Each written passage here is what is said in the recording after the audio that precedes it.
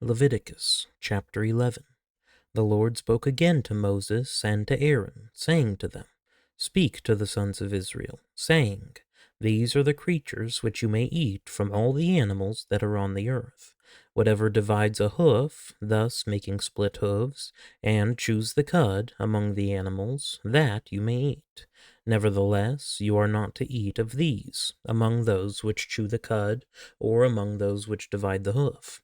The camel, for though it chews cud, it does not divide the hoof. It is unclean to you. Likewise, the chiffon, for though it chews cud, it does not divide the hoof. It is unclean to you. The rabbit also, for though it chews cud, it does not divide the hoof. It is unclean to you. And the pig, for though it divides the hoof, thus making a split hoof, it does not chew cud. It is unclean to you. You shall not eat of their flesh, nor touch their carcasses. They are unclean to you. These you may eat, whatever is in the water, all that have fins and scales, those in the water, in the seas or in the rivers, you may eat. But whatever is in the seas and in the rivers that does not have fins and scales among all the teeming life of the water, and among all the living creatures that are in the water, they are detestable things to you, and they shall be abhorrent to you. You may not eat of their flesh, and their carcasses you shall detest. Whatever in the water does not have fins and scales is abhorrent to you. These, moreover, you shall detest among the birds. They are abhorrent, not to be eaten. The eagle and the vulture and the buzzard, and the kite and the falcon in its kind, every raven in its kind, and the ostrich and the owl and the seagull and the hawk in its kind, and the little owl and the cormorant and the great owl, and the white owl and the pelican and the carrion vulture, and the stork, the heron in its kinds, and the hoopoe, and the bat. All the winged insects that walk on all fours are detestable to you. Yet these you may eat among all the winged insects which walk on all fours, those which have above their feet jointed legs with which to jump on the earth.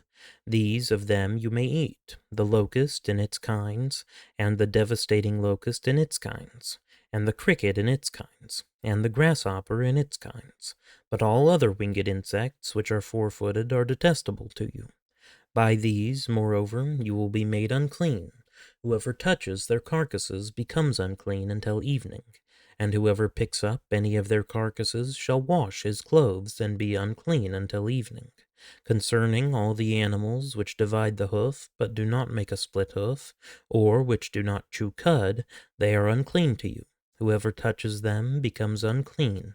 Also, whatever walks on its paws, among all the creatures that walk on all fours, are unclean to you. Whoever touches their carcasses becomes unclean until evening. And the one who picks up their carcasses shall wash his clothes and be unclean until evening. They are unclean to you.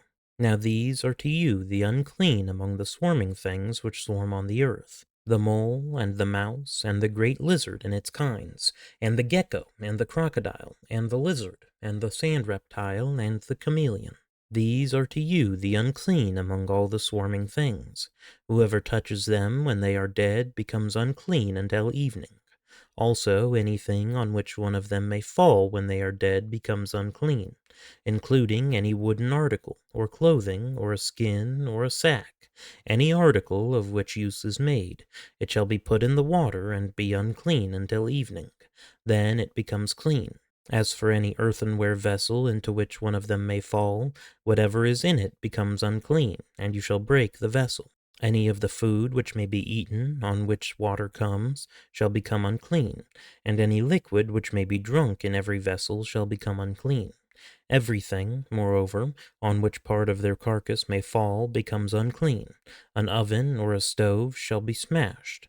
They are unclean, and shall continue as unclean to you.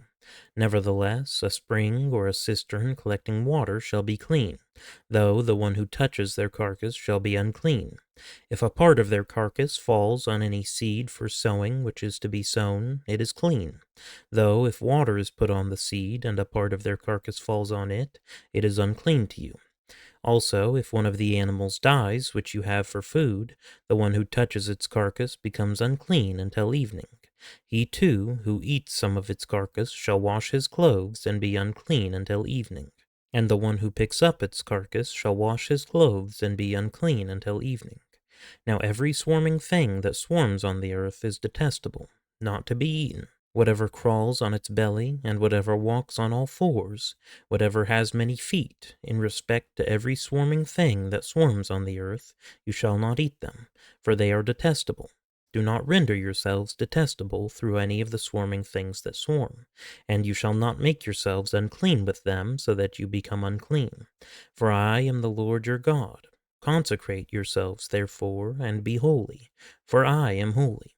And you shall not make yourselves unclean with any of the swarming things that swarm on the earth. For I am the Lord, who brought you up from the land of Egypt to be your God. Thus you shall be holy, for I am holy.